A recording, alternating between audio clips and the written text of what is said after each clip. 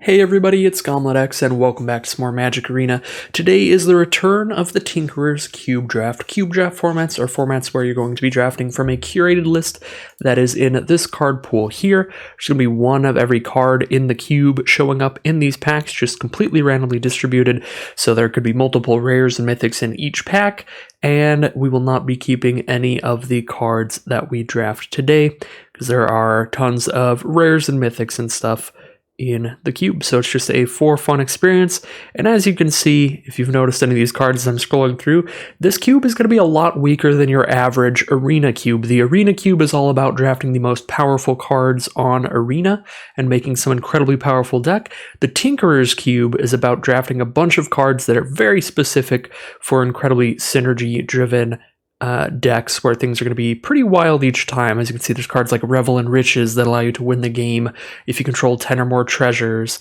There's going to be cards like Strike It Rich to produce those treasures. There's some really specific cards that don't really see play anywhere else but the Tinkerer's Cube for the most part, at least on Arena. So a pretty wild time here. I'm excited to see how it turns out, but without further ado, let's hop into my first run of the return to the Tinkerer's Cube. Alright, here we are, pack 1, pick 1 of the Tinkerer's Cube. A lot of fun, interesting cards to take here, but I'm kind of interested in Cosmos Elixir. This card did get buffed in Alchemy, so that is the version that is in the Tinkerer's Cube. It's a colorless card that's going to be a nice card advantage engine in pretty much any deck. It does incentivize us to play some amount of life gain or somewhat of a controlling deck, but a really great card draw engine. At the beginning of your end step, draw a card if your life total is greater than your starting life total. Otherwise, you still gain 2 life and scry 1, even if you've been taking hits. So I like Cosmos Elixir quite a bit for a really open first pick. Haunted of Infinite Rage is really fun. It's fun to try to do the Shrine strategy, but I did do one practice draft of this cube before this video, and it seems like Shrines are incredibly heavily, maybe even overdrafted right now, because everybody likes Shrines. Shrines are just a fun thing, so it's really hard to end up with a deck with more than 3 or 4 shrines in it, so it's generally just not worth it to hop on. At least that's how it went in my first draft pod. Other than that, Renata's just a really powerful standard green card. Onicult Anvil's great for a Rakdos artifact sack deck. Lots of fun, different synergy-driven ways to go there. But in cube drafts, your first few picks are pretty much always going to be involving several cards that are quite equally comparable in power level, so you can't go super wrong early on. So pack 2 now, we do see Angel of Invention. This card is just absurdly strong. An army in a can, gives your whole field +1/+1. And it has lifelink, which theoretically synergizes with Cosmos Elixir, getting us to a high life total. Binding the Old Gods is an exceptional removal spell for like a 3 or 4 color deck, because you can draft some dual lands that will be a Forest Mountain or a Forest Plains or something like that. So you destroy something and mana fix yourself off this card. Super good deal in those kind of 3 color decks. There's also not a ton of removal in this cube, because they're trying to make a bunch of room for all of these wild, crazy things to just kind of try to pop off. So they don't want to make so much removal that none of your like little 3 card combos ever go off. So removal is probably a higher pick than normal in this cube just because of the small amount of it. Varus is pretty good, but I'm just going to go with that Angel of Invention there. It's a very powerful card that I've got a lot of experience with. I think it's just a super solid deal, and it does work with our Cosmos Elixir. Ooh, wow, we could make a really aggressive white weenie deck here, because now we see Blade Splicer. So both of our creatures so far produce creature tokens when they hit the board, help our board get wide, and our Angel of Invention, of course, buffing the whole field, going to be really good with Blade Splicer. Blade Splicer is also just quite a powerful card, and there are ways to flicker your cards, that is to exile them and bring them back to the battlefield in this cube. So powerful enter the battlefield effects, if you're in white and blue, can be even better, because there's multiple ways to flicker them and get their enter the battlefield effects to happen again. So I think I'm just going to roll with Blade Splicer here, and we've got an excellent start to just mono white aggro, or a life gain centric deck, or a flicker deck. A lot of ways we could go with these powerful white cards. And there's some pretty powerful stuff off color. Beetleback Chief is a lot of creatures for only that 4 mana, so great for a sack deck. Fellstinger is great for a sack deck. There's also a Death Touch theme in the cube, which is fun. Yeah, as always, a lot of great stuff. And here we go for the Flicker deck, Ephemerate, an incredibly powerful card. This is the namesake of a very powerful Pauper deck right now that's all about flickering and redoing enter the battlefield effects. So with Ephemerate, you get to do this at instant speed. You exile the creature, then return it to the battlefield under its control. So you can use this in response to a removal spell to save your creature, but then you'll rebound it during your upkeep to do it again, flicker something again. So again, really good with enter the battlefield effects and exceptional in response to a removal spell.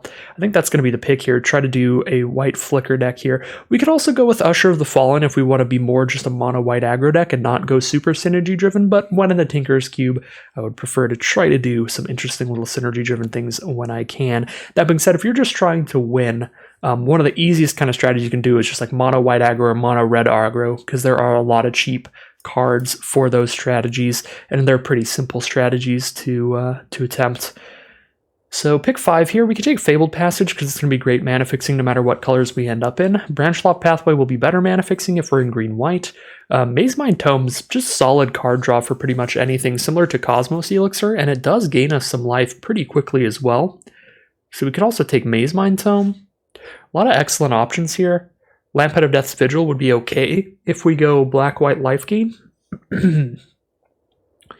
Not too much else, though. Blink of an Eye is not like super great for like blue-white flicker, but blue-white can also function as sort of a tempo deck. This can get something off your opponent's board, make them recast it while you're just jamming in with everybody. I think I just like Mazemind Tome here. Just great card draw, whatever we end up in, and it keeps us in just mono-white for now, not married to any secondary color. Okay, some solid white cards here, but now is where I do want to consider a second color pretty highly. That being said, nothing off color is that powerful, so we can just take Kindly Ancestor here, I suppose. 3 mana for a 2/3 lifelinker, you can disturb it from the grave, so that's, again, going to synergize really well with our Cosmos Elixir. Yeah, I mean, there's fine cards in other colors. Wizard Spellbook's a boatload of mana, but potentially being able to recast a bunch of instants and sorceries from a graveyard is pretty fun. Mask of Grizzlebrand is quite a bit of a color restriction there, double black and 1, but it would be good in a black-white deck. You're giving things flying and lifelink, and you're drawing cards when they die. Eye of Vecna's not a high pick for me because we already have Mazemind Tome and Cosmos Elixir for great colorless card draw. Pretty cool, just Kindly Ancestor. All right, we see 2 great cards for a blue-white flicker deck here, and it's going to be a little bit of a difficult choice between them. We have Thraben Inspector, which is probably what I'm going to take because it just definitely works well with what we have. It's going to go into any mono white deck. It's a great card to flicker because you're getting more clue tokens for more card draw. But then there's a more powerful card to flicker, which is Thought Monitor here. And we already have a good amount of artifacts. We have Mazemind Tome, Blade Splicer makes an artifact, Angel Invention makes servos, Cosmos Elixir is an artifact as well. So if we go blue-white flicker, this is a more powerful effect to repeat. It's just not 100% guarantee that it goes into the deck because we're not 100% guaranteed to end up in blue-white. That is where I'm trying to get to, but it is possible. We can very much just end up in like a Boros aggro deck here. We've got some pretty aggressive cards. We could very much end up in a black-white life gain deck. We've got a lot of life gain. So I'm just taking the little bit more open card there and just taking the white card of Thraben Inspector. Battlecry Goblin would be fine for that kind of Boros aggro, but not particularly exciting. Nothing else here is super exciting. I'm just going to take the blue-white dual land for if we end up in blue-white. Sunblade Samurai seems fine. Oh no, this draft pod's so much different than my first one. Every Honden, every shrine that I saw in my first draft pod just disappeared immediately, so I was just going to assume it's not a possibility here. I'm happy with where we've ended up here, but we do see a pick 9 Honden of Infinite Rage, so somebody can definitely go for the Shrine deck here. I guess I'll just take a Sunblade Samurai here. Nothing in this pack is all that powerful. I mean, Dragon's Rage Channeler is the strongest card, actually by quite a lot. I'll actually take Dragon's Rage Channeler for potential Boros aggro. I'm not going to be that excited to play a Sunblade Samurai. I guess we can take Environmental Sciences, so any learn cards that we get a lot more powerful. We could also take Poppet Stitcher. If you control 3 or more creature tokens, you can transform this, make all your creature tokens 3/3s. No, it's got a good bit of creature token production, sure. Maybe we'll play a Poppet Stitcher if we go down that blue-white path. I do see a pop quiz for a learn spell. Raving Visionary is a solid little looter. And then some great like Rakdos Sack cards, just token-producing red cards. They're also pretty good in aggro, but I'm going to push towards blue-white here with this pop quiz. We get Usher of the Fallen super late, so I'm very happy to be in white. That's a certainty. Just an aggressive white deck here. Alright, what have we opened up in pack 2? A lot of options here for sure. There's Hengegate Pathway and Mistgate Pathway, which is a very nice blue-white dual land because it always enters untapped for whichever color we need at the time. Danitha Capuchin's just a pretty good aggressive white card, a 2/2 First Strike, Vigilance, and Lifelink for 3. Theoretically, you're making your auras and equipments cheaper, but she's good even if you're not doing that. But that's the idea. That's why she's in the Tinkerer's Cube. You can try to do like an aura equipment deck here. Ominous Roost isn't going to work well for us. We need a lot of graveyard synergies for this card to work. A lot of cards that'll flash back or disturb from the graveyard. Jace Mirror Mage is fine. It's one of the weaker planeswalkers. So 3 mana for a 4 loyalty planeswalker that can scry 2 or draw a card and reveal it and remove counters from Jace equal to the mana value. Could kick Jace and have 2 copies of him. I'm not a super massive fan of Jace. I'm just going to take the blue-white duel, honestly. I think Danitha might wheel after we see that Usher of the Fallen wheeling. Okay, and this pick's going to be really easy for me. I'm going to take Restoration Angel here. Another excellent flicker card and an excellent aggressive white creature. It's an evasive threat. A 3/4 flying with flash for 4 mana. And again, you're flickering anything you want when you cast this card when it enters the battlefield. Scholar of the Lost Trove is a really powerful enter the battlefield effect and a super powerful one to flicker. But I'm going to go with the Restoration Angel first. It's cheaper on the curve, lets us stay more aggressive. And again, we are much more tied into our white than our blue. But Scholar of the Lost Trove is probably the second best card here. It's really, really powerful. Other than that, again, as always in the Tinkerer's Cube, just some fun build-arounds. 1,000-Year Storm if you have a deck with a ton of instants and sorceries. Try to just pop off with that. That's not really what we're doing here. Alright, Momentary Blink's exactly what we're doing here. Don't mind if I do. And we could also take Sir Alan the Lion's Claw for just an aggressive white card. But again, those aggressive white cards have been getting passed around pretty late.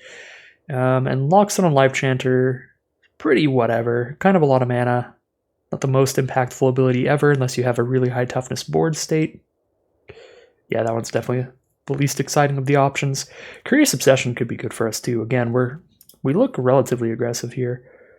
But yeah, gotta be an easy Momentary Blink first. Those other cards are just options if they wheel.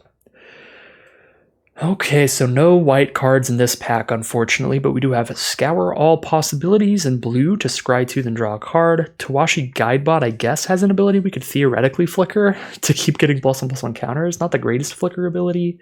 Elemental Summoning's fine if we get a lot of cards that learn. We do already have 1 pop quiz, so you do want to have some lessons like this for your learn cards, so I could just take Elemental Summoning, I guess. Nahiri's okay. She's for like equipment and warriors. We're not really going to have a ton of that here, even if we push into red. Krenko's probably the strongest aggressive card here. Just go Boros aggro.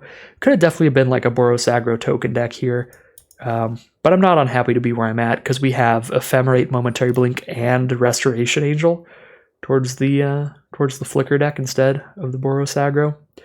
So we could really be either way, and it's looking kind of wide open for us.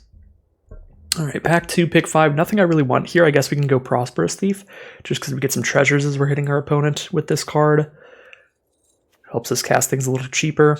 Definitely not going to go with a Shrine or the little bounce spell here. I guess, again, we could take like a Boros aggro card, like Goro Goro. Don't have a ton of ways to modify our creatures. A little bit of +1/+1 counters, but that's about it. So Goro Goro probably doesn't do too much here either, though. So I'll take the Prosperous Thief. Alright, Portal of Sanctuary theoretically works with the Flicker deck, but so does Stonebinder's Familiar, because we're going to be exiling our own cards. I feel like we already have plenty of ways to flicker our stuff that are just more, I don't know, more efficient than Portal of Sanctuary. Having to spend 3 mana to play this and then 1 to bounce it back to our hand just to recast it for its full mana cost, whereas our other flicker effects, they just flicker it. We don't have to pay the mana cost. I like Stonebinder's Familiar here. Nico Eris is a pretty great card draw engine, but they've always been really slow in my opinion. So I'm not a Nico Eris fan too much. Well, Specimen Collector's a great card to flicker. You're getting 3 tokens every time? No, you're getting 2 tokens every time. You get a 1/1 scroll and an 0/3 crab. Kind of a lot of mana to play it, though. And Onstar's Wings is a really quick, really efficient game ender, and we've got a lot of just aggressive white creatures. It doesn't synergize super well with Flicker, but it's a strong card. We could also take Blade Historian towards mono white. You know what? Actually, white is so open. Maybe mono white Flicker here, and Blade Historian is just a huge game ender. Alright, Spirit Summoning for our learn spells. Deal X to target creature or planeswalker, and you gain X, where X is the number of creatures control. Lantern Flare would be fine, even if we're just mono white here, actually, because we've got a lot of token production going on. So we'll take Lantern Flare there. I probably shouldn't have taken Blade Historian. I probably should have taken... I don't remember the other card I was considering. But we do see white has dried up here, so not going to get any more options for just the mono white deck here, really. Not really going to get any options for anything here. I guess I'll take Gadrick. Alright, we do see Drogskull Infantry and Ancestral Blade here. Pretty comparable cards. Drogskull Infantry, a 2/2 that when it dies can come back as a 4-mana aura for +2/+2 later. I think I like Ancestral Blade better, because it's a 2-mana 2/2 just like the Infantry, but this one's like cheaper to get it moving and giving other creatures a buff. It's only 1 mana to move it around, and it can keep moving around. Whereas auras can't. Yeah, we are seeing the white aggro cards. Now we see Sir Alan the Lion's Claw to buff our whole field every time it attacks. Oh yeah. This is panning out pretty well. Take the blue draw spell here. Oh, Goro, last pick. Make somebody happy. I'd rather make the Shrine player happy, I think. If the Shrine player happens to be right next to us, but it is looking like a pod where nobody is the Shrine player. All right, pack 3. Pick one. Well, don't love this pack. Traxos might be okay in our deck. Novice Knight probably won't. Not a lot of auras and equipment. We got 1 equipment and no auras. Yeah, I don't love Novice Knight here for sure. Traxos, how much Historic do we have? 1, 2... 3, only have like 4 historic spells, so Traxos isn't untapping often. I guess I'm just going to go with the Yonti Malison. We're not guaranteed mono white still, and this is a pretty powerful blue card. Attacking alone makes it unblockable, and it ventures into dungeon every time it hits somebody. Solid blue aggro card there. Now we have the Circle of Loyalty, cheaper for each knight you control. How many knights do we have? Not a lot, right? We have 1 knight. So this is going to be a 6-mana way to give our whole field +1/+1, but it also lets us keep tapping it to make 2/2 knights.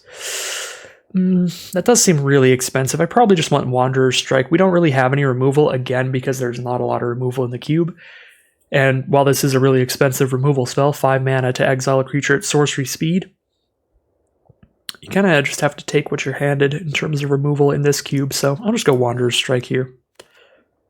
Ooh, Cavalier of Dawn.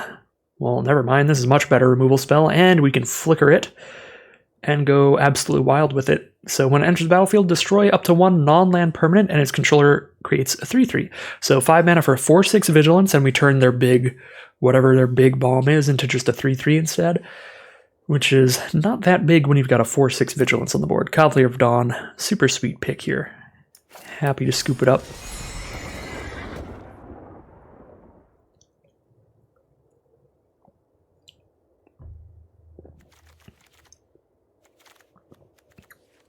Alright, Rambunctious Mutt.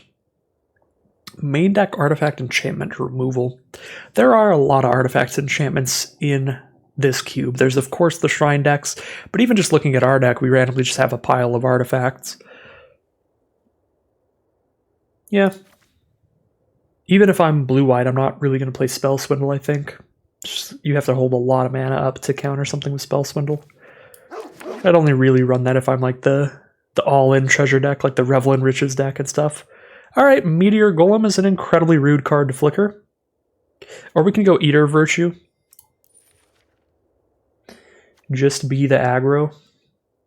But we have good flicker going on. I like Meteor Golem here, but I don't know.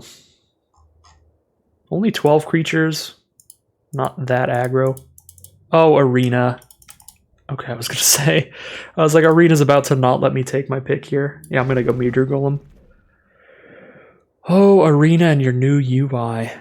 Alright, pick 6 Stonehaven Pilgrim, pretty easy.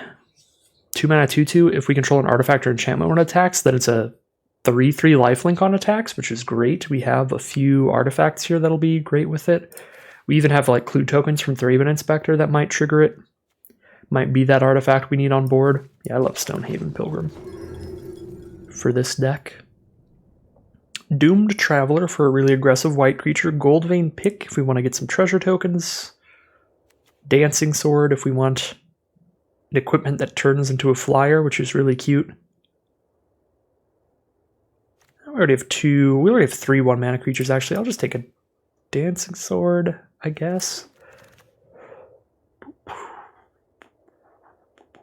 Illusionist Stratagem. Exile 2 creatures you control, then return them to the battlefield under their owner's control. We're not really casting spells from anywhere other than our hand. Not that often. We have a little bit of Disturb to cast spells from our grave, but I don't think Vega's doing a boatload for us. I'll take Stratagem if we are the blue-white deck. Alright, so we have more equipment for Novice Knight now. Still probably not enough, but maybe. 2 equipment. Arena, can we please? Okay, Jesus. I'll take Traxos here. I think we really don't have enough for Novice Knight or Traxos, but I don't know, maybe. We do get the Circle of Loyalty. It's going to be expensive, but it's going to be fun. It's going to be cool. Guess we could take Brunor. Again, only 2 equipment, but this is still a 4-mana 5/4 if we go down red instead of blue. Pretty sure we're going down blue, though, because we really want to play Momentary Blink, and we can even just splash that in off these 2 blue-white sources.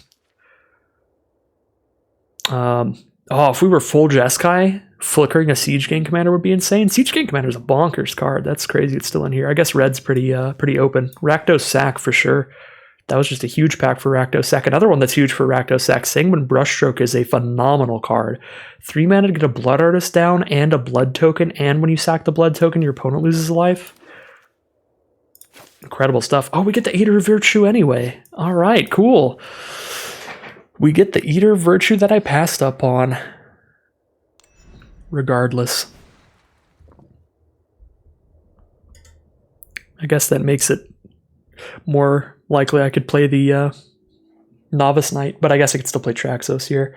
I guess the Novice Knight would help make Circle of Loyalty a bit cheaper too, though, which is kind of awkward. Okay, what do we want to do here? Blue is definitely a splash, I think. We're probably just splashing off the Pathway in the Temple. Probably not really going to play any mono blue cards, so we just cut like Stratagem and Yonsei Malison, and now we've just got the free Momentary Blink splash here. Every single land that we have can tap for white, which makes it so our Blade Historian's active. We can play that as a 4-drop for sure. Don't have as high of a creature count as I would want here, but I do have 1 non-creature card that counts as a creature. So we basically have 15 creatures. It's not that bad. But yeah, this Ancestral Blade is a 2-mana 2/2, so we can put it up there basically. So we have 5 creatures that cost 2 or less mana. Little high up on the curve here, which is again also not ideal. I think I just cut 1 non-creature card. Maybe the Lantern Flare is pretty hard to do here, because again, kind of a low creature count. We do have some creature token production with Blade Splicer, Angel of Invention, and the Circle of Loyalty, but that still makes Lantern Flare just a really late game card. If we just had like 1 Boros dual land, I'd probably play Lantern Flare, because then like the backup plan is just hard casting it for 2. And then the Magical Christmas Land plan is that we've drawn our Boros dual land and we get to do the Cleave cast. But we can't really do that. I guess we have like a little bit of treasure, probably. There's a lot of treasure in this cube. So I feel like we might have 1 or 2 treasure tokens that I'm just forgetting about. Maybe not. We have clue tokens. Actually, looks like we don't have any treasure. Yeah, I think I just cut Lantern Flare here. I could see the argument for cutting Traxos as well. Like, this is not going to untap super often. But it's a cool card. I don't know, I just think it's neat. Let's see. 1, 2, 3, 4, 5, 6, 7, 8, 8 is not that bad. 1 out of 5 cards in our deck is a historic spell. That's not even counting Traxos. So 1 out of 5 being a historic spell still feels not worth it, because that's like we're going to get 1 attack off with this on average. But I don't really want to play 18 lands, and I think that Lantern Flare is probably just even less consistent than it. I don't know. We could cut Traxos and put in Lantern Flare if it plays really poorly. But for now, I think this is a fine way to start off. Alright, so here's the deck I'm going to be running today. It is a mono white deck with a little bit of a blue splash to help cast a momentary blink from our graveyard with that flashback effect. A lot of just good mono white stuff here. Mono white aggro and flicker kind of all in one deck. So some pretty good cheap aggressive creatures like Usher of the Fallen, and Stonebinder's Familiar can get pretty big in this deck with some of our exile effects. Stonehaven Pilgrim's a pretty great aggressive card, a 3/3 lifelinker if we've got an artifact on the board. And then we just have powerful cards to flicker and powerful ways to flicker cards. We have cards like Blade Splicer, a great aggressive card and a great card to flicker. Angel of Invention, a great aggressive card and a great card to flicker. Our flicker effects are like Restoration Angel, which is a great way to flicker cards and a great aggressive card. Momentary Blink and Ephemerate being just really efficient ways to flicker cards. And then when you look at our high mana costs, we have some cards that aren't as good aggressively, but are really powerful to flicker. The Meteor Golem being able to destroy something every time we flicker it. Rambunctious Mutt being able to destroy an artifact or enchantment every time we flicker it. And Cavalier of Dawn being able to destroy any non-land every time we flicker it. So looks like a pretty fun deck today, and we'll see how it runs here. Here we are, game 1 in the Return to the Tinkerer's Cube. We've got a turn 2 Stonehaven Pilgrim, and then we're going to have to wait a little while and hope for the best. A little bit high on the lands. I definitely mulligan a 5-lander, but at a 4-lander it's really close. 4-lander with at least 1 early game play. We're going to roll with it and hope for the best here. Hope we can draw non-lands. We started off with 1 plains drawn, so not ideal, but we did immediately draw Dancing Sword the turn after, which is going to make this hand wonderful, because now we equip Stonehaven Pilgrim, and get a huge attack off. 5 damage with lifelink, hitting them down to 15, putting us up to 25. And if they kill our Stonehaven Pilgrim, we just get to turn the Dancing Sword into a flyer here. I don't know if it works if they exile it. It does not, so Dancing Sword is just chilling, but we do have Rambunctious Mutt at the ready for turn 5 to blow up their Touch the Spirit Realm, get our Stonehaven Pilgrim back, and we still have Ephemerate to do the Enter the Battlefield effect again later. So that's probably our turn 5 play over the Angel of Invention. Get a 3/4 and our powerful 2/2 out instead of a 2/1 and a couple 2/2s. And we're hoping to actually hit a 6th land here, surprisingly enough. That way we can cast Angel Invention and hold up Ephemerate, so if they have removal for the Angel, we can Ephemerate it in response and just get huge value, where we counter their removal spell and get more servos. And it would be absolutely disgusting if it works the way we want it to, so Igneous Inspiration here, going to kill our Stonehaven Pilgrim, and they're going to discard a card, draw a card, rather than learning a lesson from their sideboard. And Sword of the Realms. That is a terrifying card. I am glad I'm a flicker deck, because we're just going to blow that up immediately here. We'll just play Blade Historian, get an attack off with Rambunctious Mutt, and then we'll flicker Rambunctious Mutt to kill the sword. The one issue with this is we're not getting any value off the second Ephemerate trigger, but there's not much I can do about that unless I want to just take a hit from the sword here. Which I guess is okay if we make servos. But again, I still don't want to Angel till I have 6 mana up. Yeah, this might be a little greedy, but I'm just going to go Blade Historian for a big swing here, and then we're going to Ephemerate and blow up the sword. Probably after they spend the mana to slap it onto something.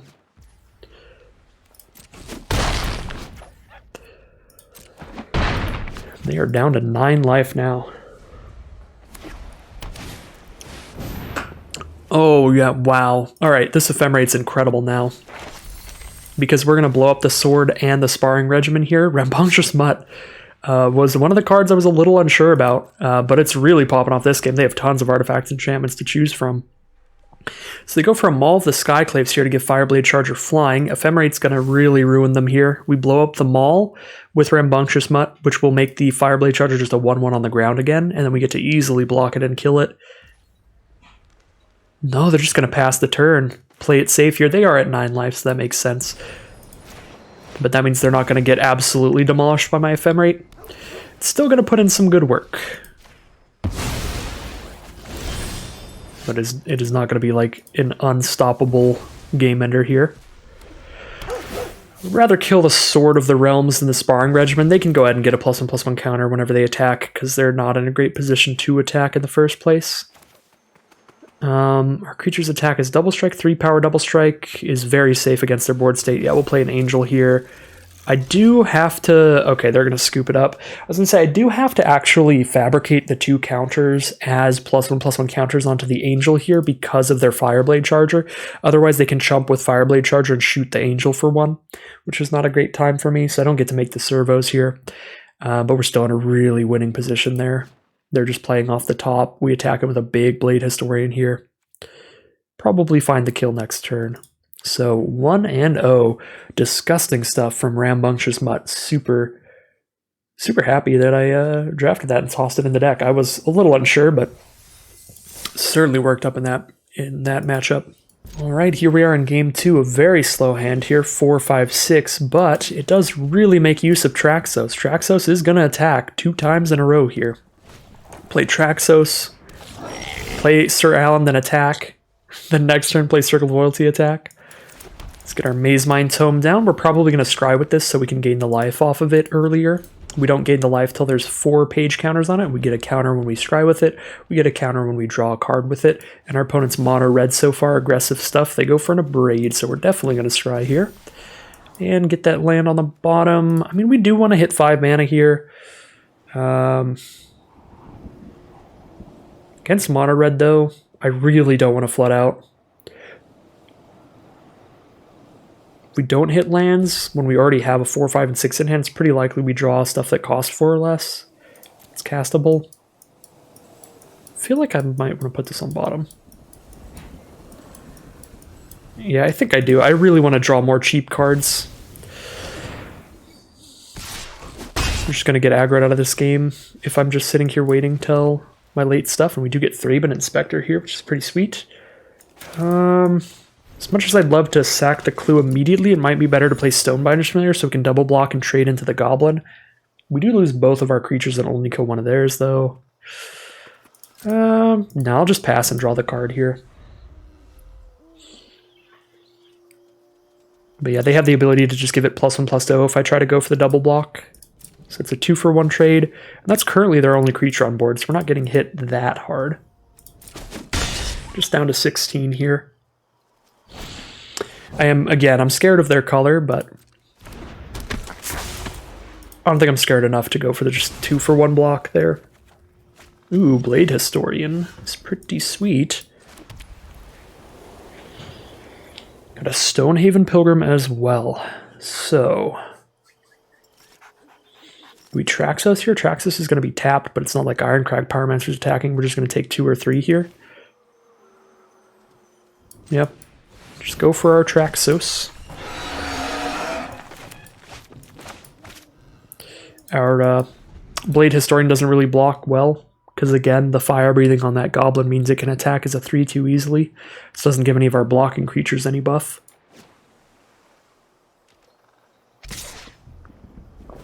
Alright, so they are blue-red, which means that Ironcrag Pyromancer is likely actually going to be doing some damage to us here.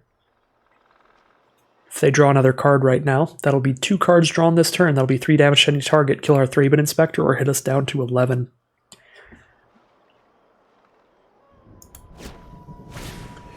Magda Brazen Outlaw.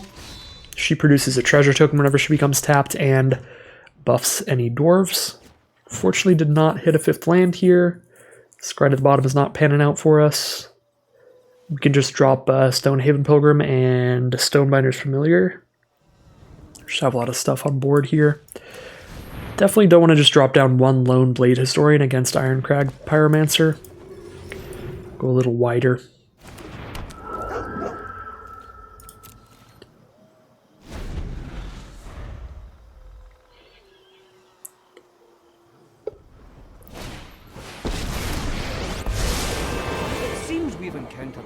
Well, this is very bad for us. The Royal Scions is going to draw them a card, discard a card every turn, or it's going to give something first strike, +2/+0, and trample. If they get to the ultimate, they're going to draw 4 cards and deal damage to any target equal to the number of cards in hand. So draw 4 and kill our biggest creature or our face. And this is looking real bad all around. Be pretty happy to see a Battlecry Goblin attack here with 1 mana up.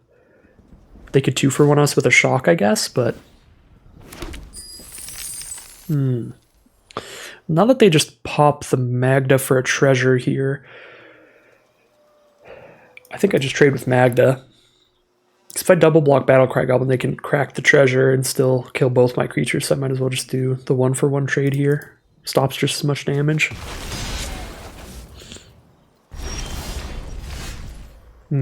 Wow, Irene is really going to punish us for that scry to the bottom.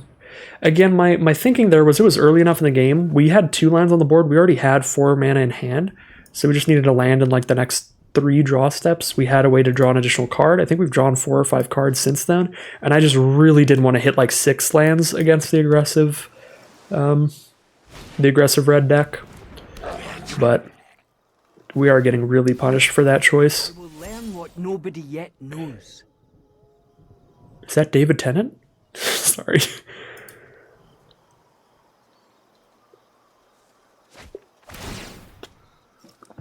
All right. Yeah, Ironcrag Pyromancer with the Royal Scions is just being a pretty disgusting combo this game. Gotten to kill multiple of our cards without even like spending a spell on it. There is the 5th mana.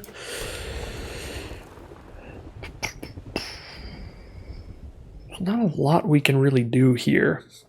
We can stop Ironcrag Pyromancer with Wanderer's Strike. We probably have to just play our legendary, so Traxos untaps, and we've got plenty untapped. They're also higher than 3 toughness. They're higher than 3 toughness, so they can't just single-handedly kill them with Ironcrag Pyromancer. So this may stop a hit here. But Royal Scions is dangerously close to the ultimate. They can ultimate it next turn. Plus it up to 8 now, and then next turn just draw the 4, put us down to like 3 life. Actually, they just kill us next turn if they ult. Let us plan for the trials ahead. Because they'll draw. If they don't cast anything here, they just kill us next turn. Or I guess even if they do, because they can have Ironcrag Pyromancer shoot us right now. I was going to say next turn they could ultimate to draw 4 and have 7 in hand, shoot us for 7, and have Ironcrag Pyromancer trigger. But I totally forgot about this turn's Pyromancer trigger. That means even if they play their whole hand, they can still kill us with the ult next turn, if Pyromancer's still on board. No, I think we stumbled on mana too long. Pretty bad scry in the early game. We probably needed more of an early game hand against this deck, or just more removal in general. Very low removal in the Tinkerer's Cube, so if somebody can assemble a combo like Ironcrag Pyromancer Royal Scions, it will do a lot of work. Royal Scions really triggering Pyromancer and Mad Rat or any other draw 2 effects they have in their deck.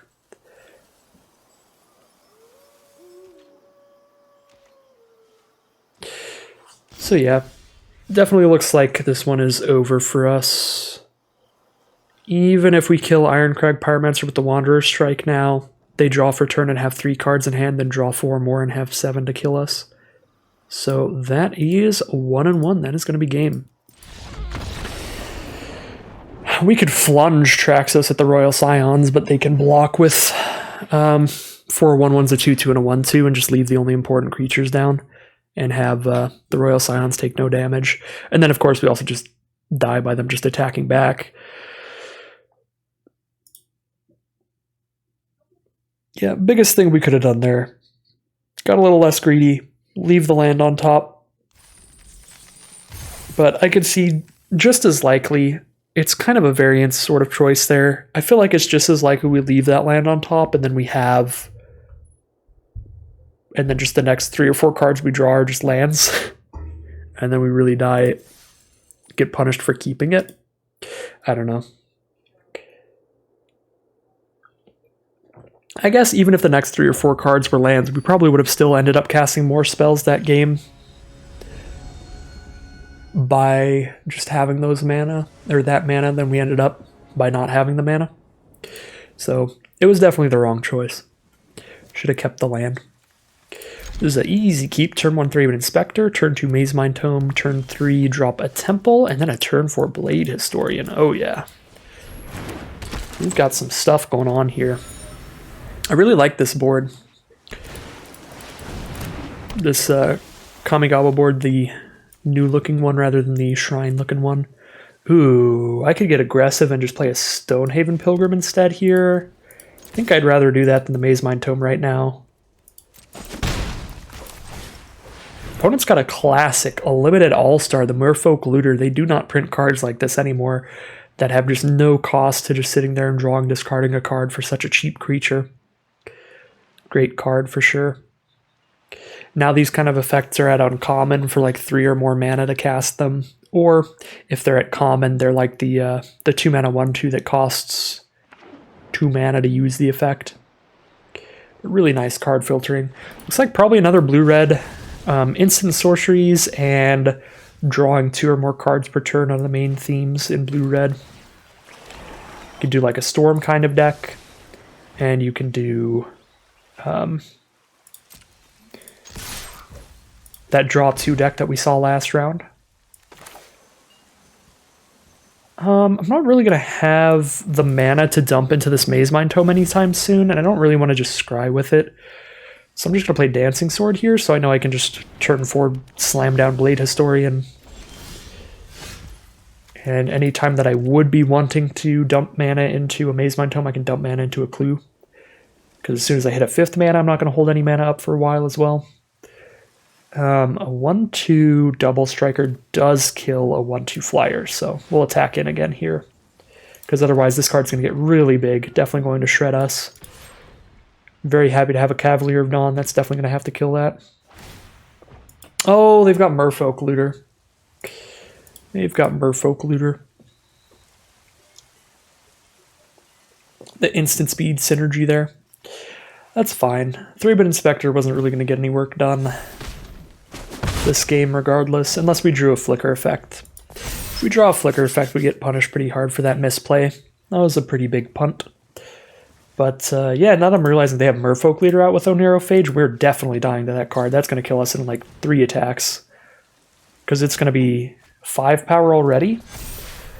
Next turn will be 7 power. Oh yeah, it's going to kill us in 3 attacks. If we can't kill it.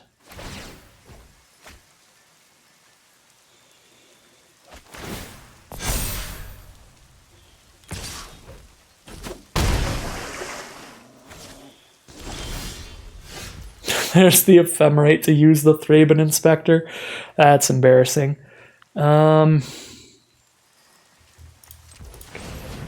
a card here.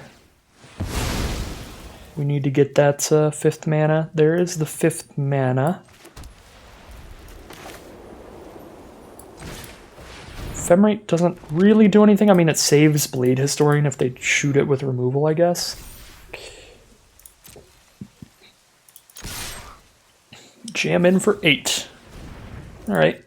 Jam in for 0. See what they learn for here.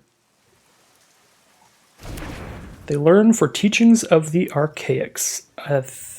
That is really threatening. That means there's a chance they even just kill us immediately here. They have to get to 15 power, though, on their board. They have 7 right now, so they'd have to draw 8 more cards. Oh, Improbable Alliance as well. Wow, we're just going to lose to the blue-red card draw deck twice in a row here, for sure. Yeah, they're getting a Flying Fairy here. It's 9 power now.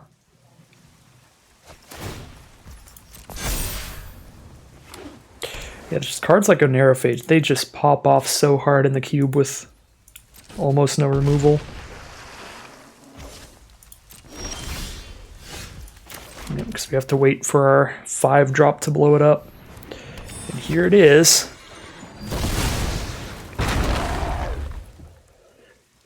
what are we doing now?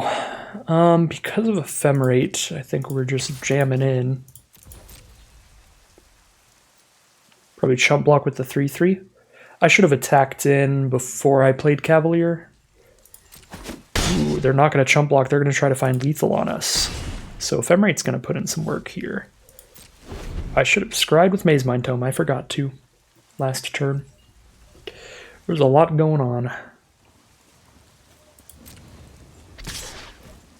Alright, if they're just jamming in for one, we just let it happen.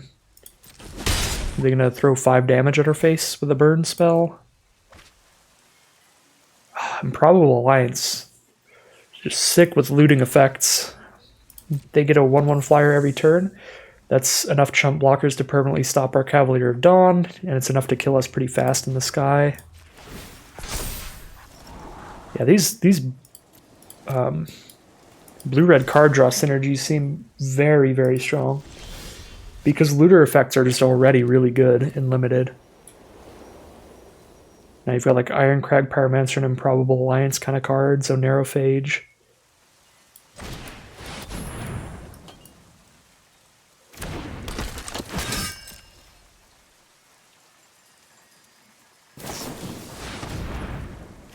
Seems good. We're not technically dead, but we're not winning that game. Move on to round 4. Here we are in round 4 of our Tinker's Cube Draft. I maybe should mulligan this because I don't have any of my early game plays. But I really like the turn 4 Cosmos Elixir here, and we have powerful late game plays here for sure. We have the blue splash for the momentary blink. Playing against mono white so far from our opponent with the impossible to read lands. Charming Prince, scry 2.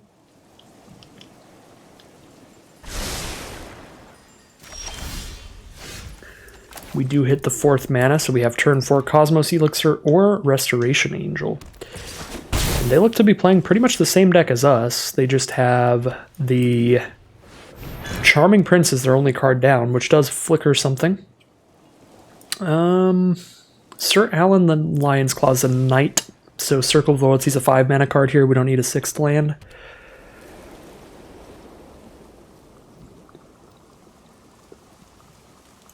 But yeah, Charming Prince has a flicker effect as well, so they're pretty much playing what we're playing. Exile target a non-angel creature you control. Exile target creature you control. So we can't flicker their Charming Prince to kill it, unfortunately, but we can attempt to get a Restoration Angel to block that Charming Prince. I don't love Traxos here, even though we have 2 legendary cards to essentially untap it twice. Just much prefer cards that are just permanently doing stuff. Alright, nice. Restoration Angel will get the kill on the Charming Prince here. They do have a red mana now, so they can shoot the Restoration Angel for some damage and finish it off, and they have with Igneous Inspiration. Ooh, wow, they got a Mascot Exhibition in their deck. Good lord. Get a 2/1, a 3/2, and a 4/4. The 2/1's a flyer as well. Let's just keep setting up our just card advantage engines on the board here. Cosmos Elixir's really putting in work here. Got so much life gain and scry off of it.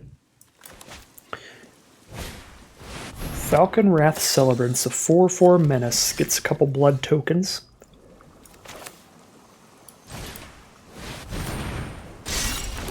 Alright, and then since we cast a Night spell, we get the Knight off the Circle of Loyalty. Just another great reason to play the Circle before this Sir Alan.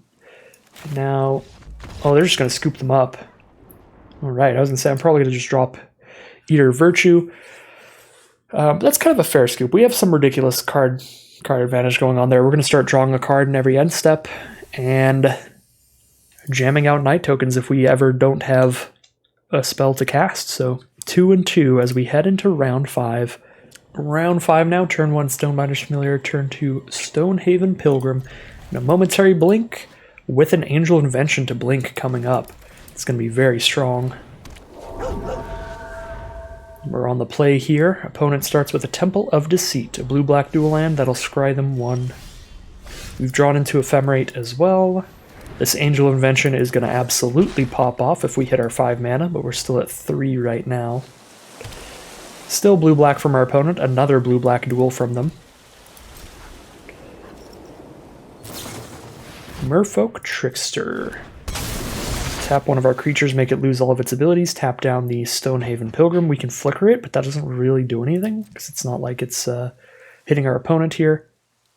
I guess I could attack with Stonebinder's Familiar and cast both flicker effects just to kill the Trickster and have a 3/3 out. That seems kind of needlessly fancy when we can flicker an Angel Invention late game. That feels like a better way to use these cards. Tomebound Lich from our opponent, a Death Toucher. Annoying. Death Touch and Lifelink, and 3 toughness too. Yeah, we're not jamming into that. Unless we get an artifact down so that the Pilgrim attacks as a 3/3. Alright, go to our turn. We've got the 5 mana for Angel Invention turn 5, but it's definitely going to get blown up by removal the second it touches the board, so I kind of want to wait till 6 mana for Angel Invention and Ephemerate.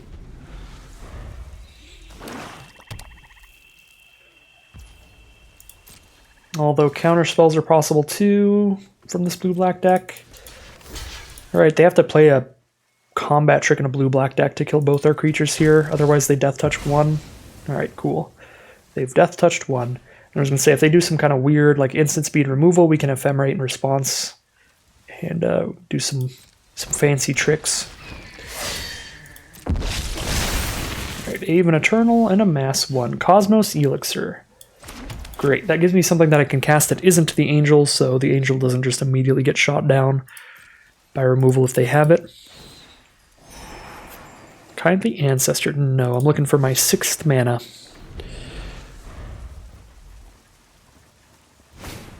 Skyclave Relic from our opponent. Taps for mana of any color. So they have all colors at their disposal. We're going to start getting jammed into by some 2/2s. Take 4. Down to 18. Cosmos Elixir are really going to stem the bleeding this game. Rambunctious Mutt against their Indestructible Artifact. It is one of the most depressing draws I could have got, but it's still a 3/4. It is still a 3/4. Is it worth it? Jamming it down right now? We're only taking like 2 a turn. I don't think it is. I'm just going to pass. Which might be bold, but we're the greedy one today. Yeah, we're really not taking much damage here thanks to Cosmos Elixir. We've got kind of all the time in the world.